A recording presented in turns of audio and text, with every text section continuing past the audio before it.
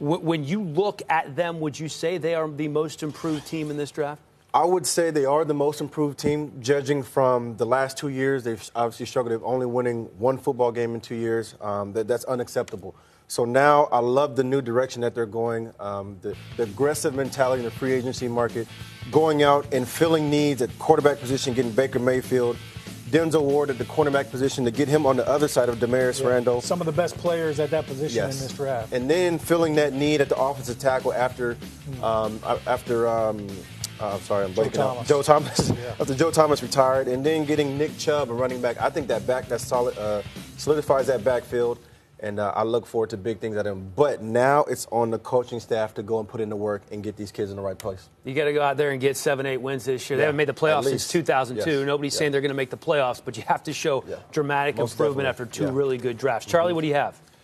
I think there's a lot of teams that improved. I'm going to take one team, Chicago Bears. And here's what I look like. First of all, Roquan Smith, Rookie of the Year. Write that down. Defensive Rookie of the Year. Charlie? Why play the games? He already got the award. We're going because he will be highly productive as far as getting to the football and making tackles. Now, then what they did to help the quarterback, Mitch Trubisky. They drafted an offensive lineman, James Daniels of Iowa, in the second round. And you put him at center, excellent zone blocker, and you move Cody Whitehair from center to guard to left guard. Now your inside is solidified because you got Kyle Long at the right guard. So you protected the most important part of what the pressure comes from the quarterback, and that's the inside. Second round, they drafted Anthony Miller, wide receiver.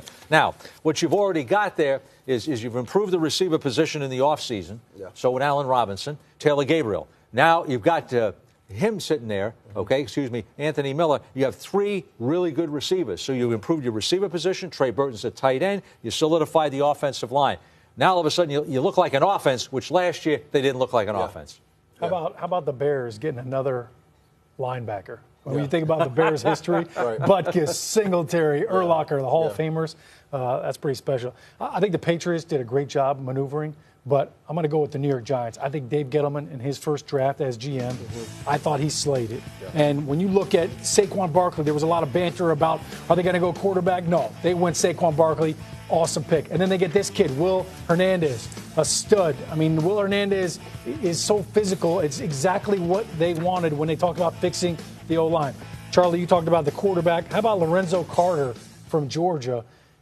I mean, this guy in this 3-4 defense, he forced 7 fumbles in his career. So now you got a pass rusher because JPP, they traded him to Tampa. So I think they improved with the caliber of players. Yeah. But as you talked about with Cleveland, they had so many needs at those positions, and they got great players.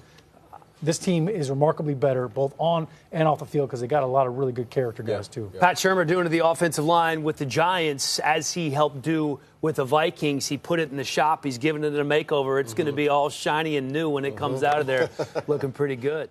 Biggest loser. We've spent so much time talking about the winners on the draft. Sean, let's start down there with you. Biggest loser in the draft. Yeah, I hate being negative Nancy, but I'm going to go with the New York Jets here. And I really like Sam Darnold, so this isn't a personal attack on him.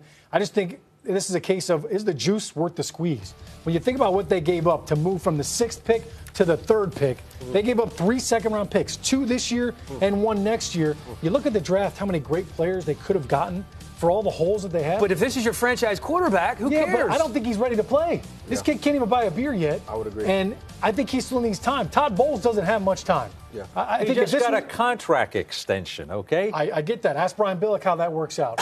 He got much different situation. I just look at, if I'm Todd Bowles and I'm in New York, I need to win now. Who's your quarterback? Well, they could have still gotten Josh Rosen at 6. But you don't know that when you draft. Yeah. They could have taken a quarterback at 6. But they didn't have to give up anything to take a guy. But you don't know. You're doing it blind. I'm not saying they shouldn't have taken a quarterback. I'm saying they gave up so much to get one guy who might not even play for them to start the season.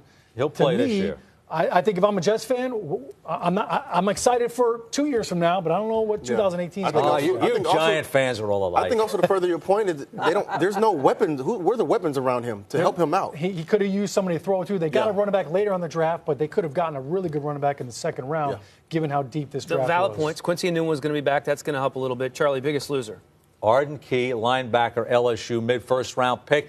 May have been the best or at least second best pass rusher in this draft. He goes in the 3rd round because of, quote, issues. All right, Arden Key, maybe they got to steal their in the third round. A lot of people really liked him in terms of his on-the-field ability, obviously. Yeah. I got to go with the Seattle Seahawks on this one. When you look at how poorly that offensive line played Russell's been running for his life. Russell Wilson was literally running for his life all season last year. Look at him getting body slammed on the ground. Get this man some help, please. And all they did was go out and get one tackle in the draft. Listen, they have to improve drastically right now, because if Russell keeps getting tackled like that, he ain't going to last very long. Hey, Reg, not to pour salt in the wound, they drafted a punter before they drafted their first O-lineman.